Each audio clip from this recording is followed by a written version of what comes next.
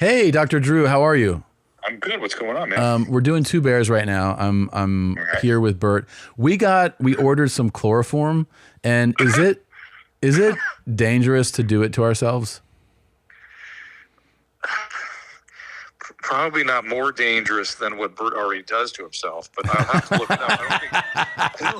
I don't think it's quite what you imagine it is, but let me look into it. I mean, Okay. Obviously, we don't use it anymore, but I will give you more detail. Well, Bert has this idea where he goes, so anything that follows Bert has this idea. I'm having chills. Yeah, well, Bert has this idea. He said he's really like, he's like, I want to eat and I want to drink. And he goes, it would be great if I could just chloroform myself and then I would basically jump over those desires, and then just wake up later and I won't have to eat and drink. Cause he's like kind of like really he's craving a drink and like bad food. So he's like, why don't I just chloroform myself? And, is it cool that we do that or probably not a good idea? Well, let me find out about that. Okay. It's a horrible notion generally. Horrible idea. I mean, think about it. If it actually worked to curtail addictive impulses, we would do it. Yeah. And obviously, it does not. What do you guys use now to like render somebody unconscious, like the way that they used to use chloroform? Really, the good stuff is Michael Jackson's milk, the propofol. Propofol. That stuff, you're out instantly. You're just out. You need an anesthesiologist to administer that. We can't do that ourselves. You cannot do that. See if you can get it on Google. What if we watch a video first? Do you think we could administer propofol? Bert, fuck you. But you can get it on fucking watch a video. Yeah, come on. Come on, ketamine. 10 years ago they were saying that squirting wasn't real. Is squirting real, Dr. Drew? Is what real? Squirting, like when you see a girl squirt all over the place? It is it can be real. It can. And it can be urine. It could be either one. It could be either one. Because some girls have said, they're like, I have an empty bladder and I'm still shooting this stuff out of me. It's thicker and whiter when it's that. So what is it when it's that? What is it? Women have glandular material around the vagina that's identical to prostate gland. Oh. And prostate is what produces your semen. Sure. And so they have kind of a semen-like secretion that they can put together once in a while. Wow. Nice. Pretty cool. Pretty cool. It's we're gonna pass on propofol for now, but we can go ahead and try this chloroform out, right? You could get an anesthesiologist, I bet, to come and administer something to you guys.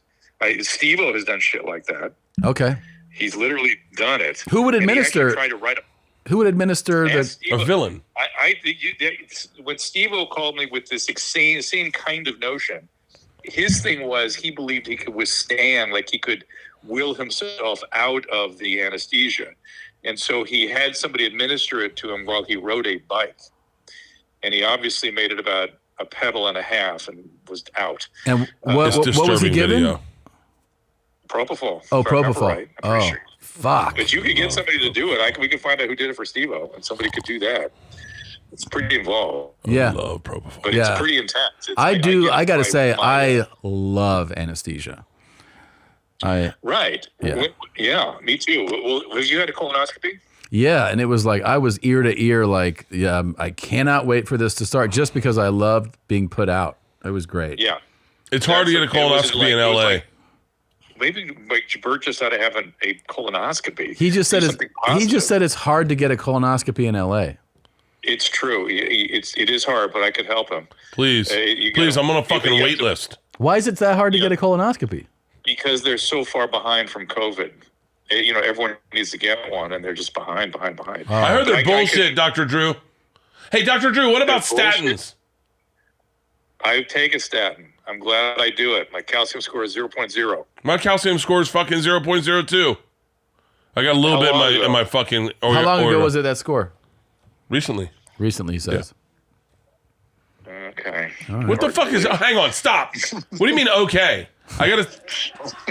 It's okay. The lipid story is long. It's boring. I'm not going to bother you with that. Well... That's a long story. The other thing Bert has said is that he's stronger than he's ever been, which is true. He's lifting more weights, but he's also gaining weight, and he wants to reduce his weight some, but not. It's by the way, it's noticeable now, right? That he's gaining weight. Yeah. Everyone can see it now, right? Right.